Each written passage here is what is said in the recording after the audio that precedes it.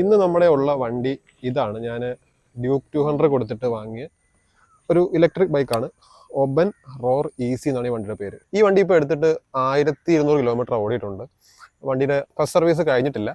ഇപ്പോൾ ഇതുവരെ ഓടിച്ചിട്ടുള്ള റിവ്യൂ പറയാം. ഈ വീഡിയോ ആരൊക്കെ കാണണമെന്ന് വെച്ചാൽ ഒരു 1.5 ലക്ഷമാണ് നിങ്ങളുടെ ബഡ്ജറ്റ് എങ്കിൽ പുതിയ വണ്ടി എടുക്കാൻ, സിറ്റി യൂസിനാണ് നിങ്ങൾ വണ്ടി നോക്കുന്നത്, നമുക്കൊരു ഇലക്ട്രിക് ബൈക്ക് തന്നെ വേണം, അല്ലെങ്കിൽ ഇലക്ട്രിക് സ്കൂട്ടർ പറ്റത്തില്ല, ഇലക്ട്രിക് ബൈക്ക് തന്നെ വേണം, അങ്ങനെയാണെങ്കിൽ നിങ്ങൾക്ക് ഈ വീഡിയോ കാണാം. കാരണം ഇലക്ട്രിക് ബൈക്സിന്റെ സെലക്ഷൻസ് കുറവാണ്, നമുക്ക് അവൈലബിലിറ്റി വളരെ കുറവാണ്. പിന്നെ ഇലക്ട്രിക്കിലോട്ട് സ്വിച്ച് ചെയ്യാൻ ഒരു ഡബിൾ മൈൻഡ് നിൽക്കുന്നവർക്ക് ഈ വീഡിയോ കാണാം. കാരണം ഞാൻ അങ്ങനെയായിരുന്നു, എനിക്ക് ഫുൾ ഇലക്ട്രിക് ബൈക്സിനോട് വലിയ താല്പര്യമില്ലായിരുന്നു.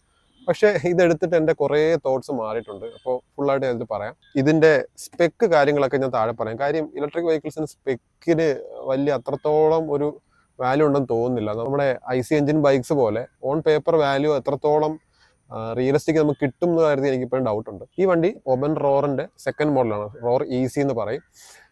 ഇപ്പോൾ ഇതിൻ്റെ ഏറ്റവും പുതിയ മോഡൽ ഇറങ്ങിയിട്ടുണ്ട്, EC സിഗ്മ എന്ന് പറഞ്ഞിട്ട്. ഇതിൻ്റെ പ്രൈസ് ഞാൻ പറഞ്ഞത് 1,53,000 ആയിരുന്നു ഓൺ റോഡ് പ്രൈസ് വരുന്നത്. അതിപ്പോൾ ഇതിൻ്റെ ഒരു റൈഡിംഗ് പൊസിഷൻ ഞാൻ പറയാം. കറക്റ്റ് ഞാൻ ഈ വണ്ടി ചൂസ് ചെയ്യാനുള്ള മെയിൻ കാരണം തന്നെ എനിക്ക് സ്കൂട്ടറിനോട് വലിയ താല്പര്യമില്ല. ഒരു ഇലക്ട്രിക് വണ്ടി എടുത്താൽ കൊള്ളാമെന്നുള്ളൂ, ട്രൈ ചെയ്ത് നോക്കണമെന്നായിരുന്നു. മെയിനായിട്ട് എനിക്ക് സിറ്റി യൂസാണ്. അപ്പോൾ എൻ്റെ മുമ്പ് ഉണ്ടായിരുന്നതുകൊണ്ട് ഡ്യൂക്കാണ്, നിങ്ങൾക്ക് അറിയായിരിക്കും. അപ്പോൾ ആ വണ്ടി കൊടുക്കാനൊരു കാരണമുള്ള ഞാൻ പറയാം. മെയിനായിട്ട് സിറ്റി യൂസിനാണ് ഈ വണ്ടി എടുത്തത്.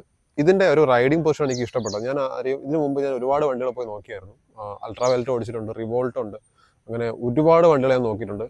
അപ്പോൾ എനിക്ക് ആ ഓടിച്ചതിൽ ഏറ്റവും ഒരു സീറ്റിംഗ് പൊസിഷനും ഒരു കംഫർട്ടബിളായിട്ട് ഓടിക്കാൻ പറ്റിയ വണ്ടി ഇതായിരുന്നു. കാര്യം നമുക്ക് കാണുമ്പോൾ തന്നെ അറിയാൻ പറ്റും. ഡ്യൂക്കിൻ്റെ ഒരു ഏകദേശമൊക്കെ സീറ്റിംഗ് പൊസിഷനാണ്. ഡ്യൂക്ക് നമ്മൾ ഇങ്ങനെയാണ് ഇരിക്കുന്നത്, ഇത് കുറച്ചൊന്ന് ലീലായിട്ടിരിക്കും. ഏകദേശം ഹാൻഡിൽ ബാറൊക്കെ കറക്റ്റാണ്.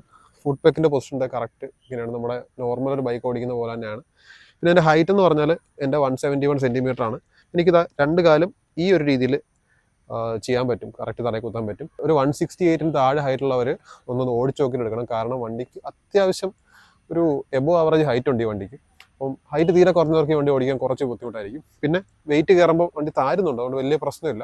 170 എബോ ആണെങ്കിൽ ഹൈറ്റെങ്കിലും നമുക്ക് വലിയ ഇഷ്യൂ വരത്തില്ല. പിന്നെ അടുത്തത് പറയേണ്ടത് ഇതിൻ്റെ ഡിസൈനാണ്. എനിക്ക് വണ്ടി ഇഷ്ടപ്പെട്ടത് ഇതിൻ്റെ കളർ തീമാണ്. ഇത് എനിക്ക് KTM വലിയ ഇഷ്ടമുള്ളതുകൊണ്ട് ഞാൻ ഈ ഓറഞ്ച് തന്നെ നോക്കിയെടുത്താണ്. പിന്നെ ഇതല്ലാതെ 3-4 വേരിയൻസ് കൂടെ ഉണ്ട്. അതിന് എനിക്ക് ഇഷ്ടപ്പെട്ട ഈ ഒരു കളറാണ്. ഇതിൻ്റെ ഡിസൈൻ എനിക്ക് ഭയങ്കര ഇഷ്ടമാണ്.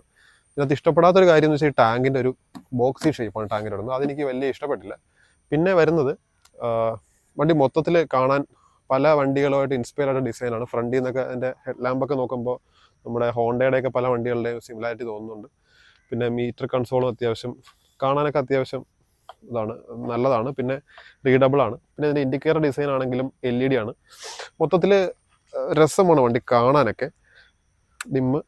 ഡിമ്മും ബ്രൈറ്റും ഒക്കെ കറക്റ്റ് നല്ല രസമാണ് കാണാൻ. ഇലക്ട്രിക് വെഹിക്കിൾസിൽ അത്യാവശ്യം ഡീസൻറ്റ് ലുക്കുള്ളൊരു വണ്ടിയാണ് എനിക്ക് തോന്നിയിട്ടുള്ളത്. പിന്നെ ഇതിനേക്കാളും ലുക്കിൽ എനിക്ക് ഇഷ്ടപ്പെട്ടത് അൾട്രാ വയലറ്റ് ആയിരുന്നു. അൾട്രാ വയലറ്റ് ഓടിച്ചിട്ട് എനിക്ക് കുറച്ച് കാര്യങ്ങൾ ഉണ്ടായിരുന്നു, അത് ഞാൻ അടുത്തൊരു വീഡിയോ ആയിട്ട് പറയാം. കാര്യം അല്ലെങ്കിൽ വലിയ ലോങ് ആയിപ്പോയി വീഡിയോ. ഈ വീഡിയോ ഇതിനെക്കുറിച്ച് കൂടുതൽ പറയാം. പിന്നെ ഇതിൻ്റെ സീറ്റിംഗ് പൊസിഷൻ ഞാൻ പറഞ്ഞു, അത്യാവശ്യം അപ്രൈറ്റ് ആണ്, ഒരു പൊടിക്ക് മാത്രമേ ഇതിനുള്ളൂ. ബാക്കിൽ ഇരിക്കുന്നവർക്കും അത്യാവശ്യം കുഴപ്പമില്ലാത്തൊരു സ്പേസ് ഉണ്ട്. നമ്മുടെ ഡ്യൂക്ക് 200-നേക്കാളും കുറച്ചും കൂടെ നീളമുണ്ട് സീറ്റിന്. MT-യെക്കാളും വലുതാണ്. പിന്നെ നമ്മുടെ FC ആ ഒരു ലെവലാണ് എൻ്റെ സീറ്റ്. പിന്നെ ടയർ ബാക്ക് 130 ആണ് വരുന്നത്, ഫ്രണ്ടിൽ 100 സെക്ഷനാണ് വരുന്നത്. ഇതിൻ്റെ റേഞ്ച് പറയുന്നത് കമ്പനി ക്ലെയിം ചെയ്യുന്ന റേഞ്ച് 140 ആണ്. ഇതിനകത്ത് 3 മോഡുണ്ട്. ഒന്ന് ഇക്കോ മോഡ്, ഒന്ന് സിറ്റി, പിന്നെ ഹാവോക്ക് മോഡ്. അതിനകത്ത് ഇക്കോ മോഡിലിട്ട് ഓടിച്ചു കഴിഞ്ഞാൽ 140 കിലോമീറ്റർ റേഞ്ച് കിട്ടും. അത് കറക്റ്റ് 140 തന്നെ കിട്ടും. ഞാൻ ടെസ്റ്റ് ചെയ്ത് നോക്കിയിട്ടുണ്ട്. പിന്നെ സിറ്റി മോഡ് ഇട്ട് കഴിഞ്ഞാൽ 110 ആണ്, അതും കറക്റ്റ് തന്നെയാണ്, 110 തന്നെ കിട്ടും. പിന്നെ ഹാവോക്ക് മോഡുണ്ട്, അത് 90 കിലോമീറ്റർ സ്പീഡ്, അത് 90 കിലോമീറ്റർ ഓടും. ഇതിൻ്റെ പെർഫോമൻസും കാര്യങ്ങളൊക്കെ വണ്ടി ഓടിക്കുമ്പോൾ പറയാം. ഇനി ഇതിനകത്ത് കുറച്ച് എനിക്ക് യൂണീക്കായിട്ട്, ഈ വണ്ടി എടുത്തപ്പോൾ എനിക്ക് യൂണീക്കായിട്ട് തോന്നിയ കാര്യം എന്ന് വെച്ചാൽ ഇതിൻ്റെ സ്വിച്ച് ഗിയേഴ്സ് ആണ്. ഇതിൻ്റെ സ്വിച്ച് ഗിയർ ശ്രദ്ധിച്ചറിഞ്ഞാൽ അറിയാം.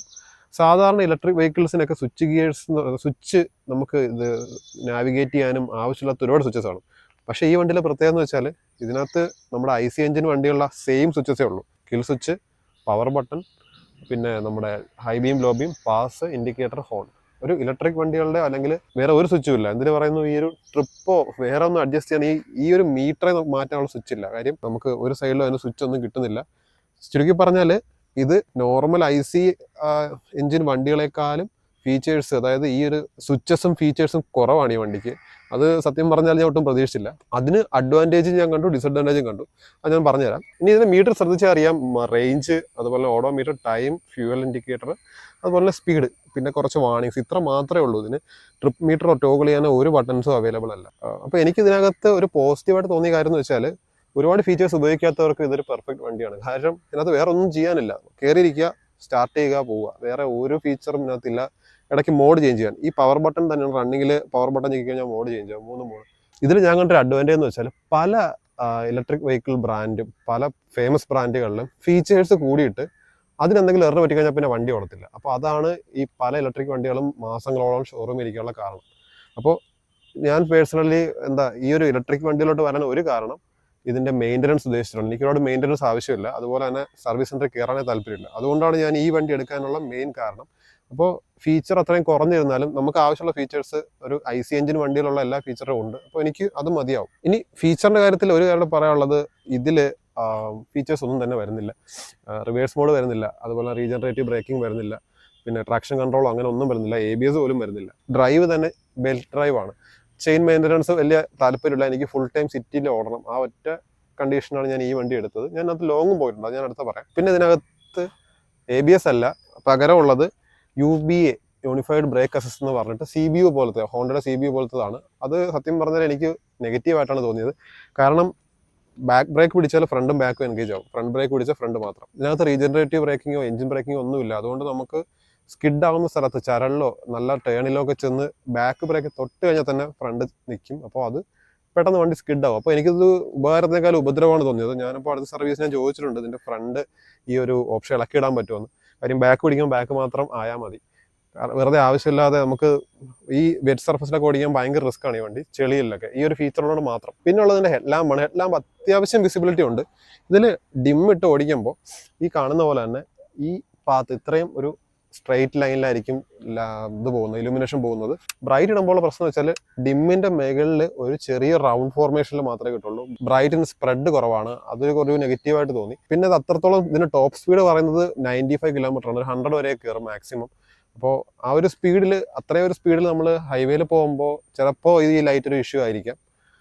അല്ല, സിറ്റി യൂസിന് വലിയ ഇഷ്യൂ ഒന്നുമില്ല, ഈ ലൈറ്റ് വലിയ പ്രശ്നമൊന്നുമില്ല. നമ്മുടെ പിന്നെ ഗ്രാമപ്രദേശങ്ങളിലൊക്കെ ഓടിക്കുകയാണെങ്കിലും വലിയ പ്രശ്നമില്ല. ടേൺ എടുക്കുമ്പോൾ മാത്രം ശ്രദ്ധിച്ചാൽ മതി. ചാർജിങ് അവർ പറയുന്നത് 2.5 മണിക്കൂറാണ്. നമ്മുടെ വീട്ടിൽ നിന്നൊക്കെ ഡൊമസ്റ്റിക് കണക്ഷൻ ചാർജ് ചെയ്യുന്നെങ്കിൽ എന്തായാലും എക്സ്റ്റൻഷൻ ഉപയോഗിക്കും. നല്ല ക്വാളിറ്റി എക്സ്റ്റൻഷൻ അല്ലെങ്കിൽ ദൂരം കൂടുമ്പോൾ, ഇപ്പോൾ ഒരു 20 മീറ്ററിൻ്റെ ഒക്കെ എക്സ്റ്റൻഷൻ ആണെങ്കിൽ, അല്ലെങ്കിൽ അതിൽ കൂടുതലാണെങ്കിൽ ചാർജിങ് ടൈം കുറച്ചും കൂടെ കൂടും. ഇപ്പോൾ ഞാനിപ്പോൾ ഒരു 20 മീറ്ററിൻ്റെ എക്സ്റ്റൻഷൻ യൂസ് ചെയ്യുന്നുണ്ട്. എനിക്ക് ആവുന്ന ഒരു 3 മണിക്കൂർ മുകളിൽ ഫുൾ ചാർജിന് എടുക്കുന്നുണ്ട്.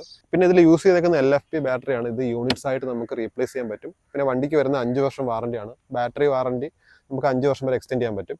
പിന്നെ ഇതിൻ്റെ ബാറ്ററിക്ക് എന്തെങ്കിലും കംപ്ലൈൻറ്റ് വന്നാൽ അതിൽ ഓരോ സെൽസ് ആയിട്ടാണ് നമുക്ക് റീപ്ലേസ് ചെയ്യാൻ പറ്റും. ഏത് സെല്ലാണ് ഡാമേജ് അത് മാത്രം റീപ്ലേസ് ചെയ്യാൻ പറ്റും. അത്രയൊക്കെയാണ് ഇതിൻ്റെ. പിന്നെ മെയിൻ്റനൻസ് പറയുന്നത്, ഇതിനകത്ത് വേറെ പ്രത്യേകിച്ച് മെയിൻ്റനൻസ് ഇല്ല. സർവീസ് ഇൻ്റർവെൽ 5000 കിലോമീറ്ററാണ്.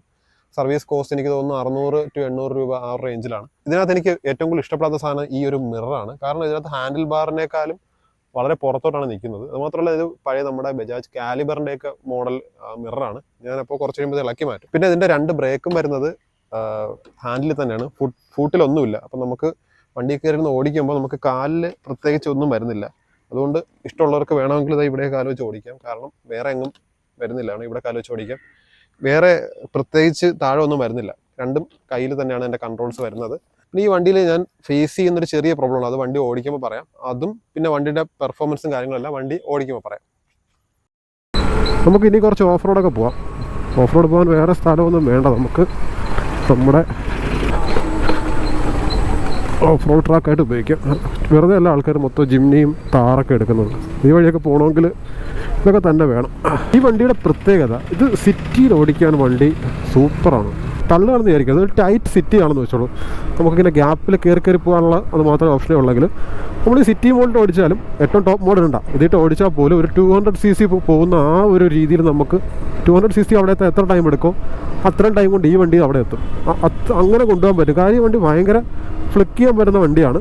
അതുപോലെ തന്നെ വണ്ടിയുടെ പെർഫോമൻസ് അടിപൊളിയാണ്. അപ്പോൾ ഇതിന് പിന്നെ ക്രൂയിസിങ് സ്പീഡ് അങ്ങനെയൊന്നുമില്ല. അത് ഇലക്ട്രിക് വണ്ടിയൊക്കെ ഒന്നിനും ക്രൂയിസിങ് സ്പീഡ് പറയാൻ പറ്റില്ല. കാരണം